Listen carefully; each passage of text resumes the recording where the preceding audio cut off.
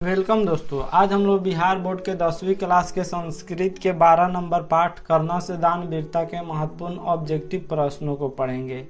इसके बारे में जानेंगे जो एग्जाम की दृष्टि से काफी अधिक महत्वपूर्ण है।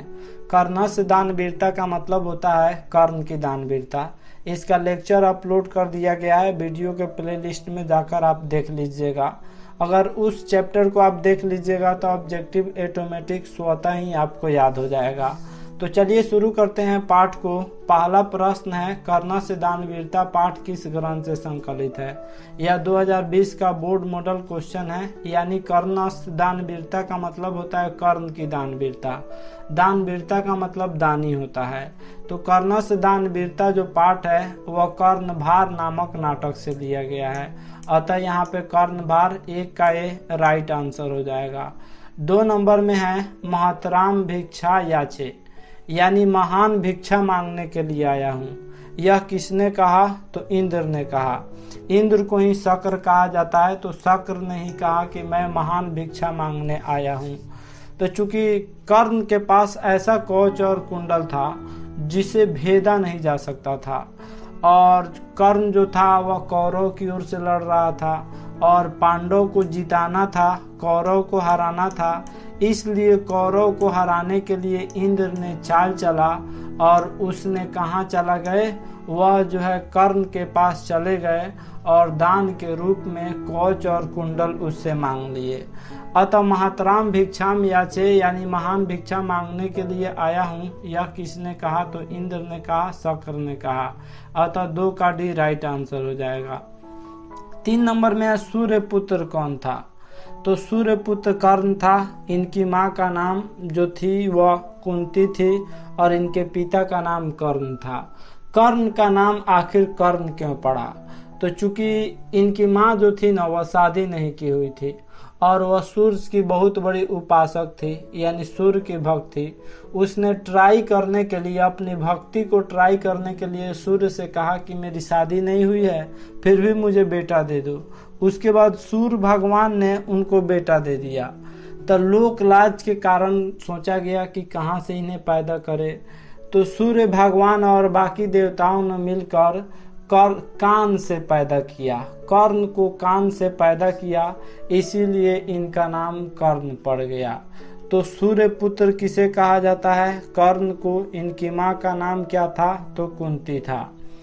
चौथा क्वेश्चन है, भास के कितने नाटक है? तो यह जो करना से दान वीरता है यह भास रचित है, यानी भास के द्वारा रचना किया गया है। भास ने कुल 13 नाटक का रचना किया हुआ है। अतः 4 का भी राइट आंसर हो जाएगा। 5 नंबर में कर्ण किसके पक्ष से युद्ध लड़ रहा था? तो कर्ण जो था वह कौरव के पक्ष से युद्ध लड़ रहा था। कौरव में कितने लोग थे? 100 भाई थे कौरव में। और पांडव कितने भाई थे? 5 भाई थे। तो छोटी सी जमीन के लिए जो है पांडव ने 5 गांव ही मांगा था कौरव से, लेकिन कौरव ने वह भी देने के लिए नहीं इनकार कर दिया, यानी वह भी नहीं देने के लिए तैयार हुए। तब जो है कौरव और पांडव के बीच युद्ध हुआ और इसमें कौरव हार गए और पांडव जीत गए। तो कर्ण जब तक नहीं मरता तब तक कौरव की हार नहीं होती, क्योंकि कर्ण के पास ऐसा कवच और कुंडल था जिसे लाखों देवता से लेकर सुर असुर कोई भी भेद नहीं सकता था। इसलिए छल पूर्वक इंद्र ने कर्ण से वह कवच और कुंडल मांग लिए। यह 2018 के एनुअल एग्जाम के फर्स्ट सीटिंग में पूछा हुआ है। यहाँ पे जो भी आइकन आप लोग देख रहे हैं, कोई 2018 में पूछा हुआ है, कोई 2019 में, कोई 2020 में, इसी तरह पूछा हुआ है। नेक्स्ट क्वेश्चन है, ब्राह्मण रूप में कौन प्रवेश किया? तो इंद्र जो थे वह कवच और कुंडल भिक्षा के रूप में मांगने के लिए इंद्र पहुंचे थे। अतः ब्राह्मण के रूप में कौन पहुंचे? तो इंद्र पहुंचे। चूंकि ऐसे जाते तो चाल समझ जाता कर्ण, इसलिए ब्राह्मण के रूप में इंद्र उसके पास पहुंचे और इंद्र ने कह दिया, चूंकि मेघों का देवता किसे कहा जाता है? इंद्र को कहा जाता है। तो इंद्र ने मेघों को कह दिया कि तुम जाकर सूरज को घेर लो। उसके बाद इस पृथ्वी पर अंधेरा छा गया। कर्ण इंद्र को पहचान नहीं पाया और उसने अपने सबसे बड़ा बहुमूल्य वस्तु कवच और कुंडल इंद्र को दे दिया। फिर वह लड़ने गया तो कर्ण की मृत्यु हो गई। अगर कवच और कुंडल रहता तो फिर वह अमर ही रहता और फिर कौरव हमेशा हमेशा जीतते। पांडव कभी जीतते ही नहीं, पांडव जो है हार जाते। लेकिन कवच और कुंडल कर्ण ने दान में दे दिया, जिसके कारण पूरे कौरव हार गए। नेक्स्ट है दानवीर कौन था? तो कर्ण जो है वह दानवीर था। नेक्स्ट क्वेश्चन है कर्ण किस देश का राजा था? यहाँ पे देश है, तलावे से होगा। तो कर्ण जो था वह अंग देश का राजा था। अंग देश एक देश था, वहीं का राजा था कर्ण। नेक्स्ट क्वेश्चन है कर्ण किसका पुत्र था? तो कर्ण कुंती का पुत्र था। इनके पिता का नाम सूर्य था।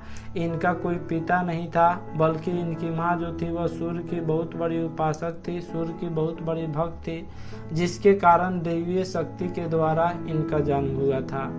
नेक्स्ट है भिक्षुक किस वेश में आया था? तो जो भिक्षुक थे यानी जो इंद्र थे वह ब्राह्मण के वेश में कर्ण के पास आए थे और आकर उसने कवच और कुंडल मांग लिया पांडव को जिताने के लिए।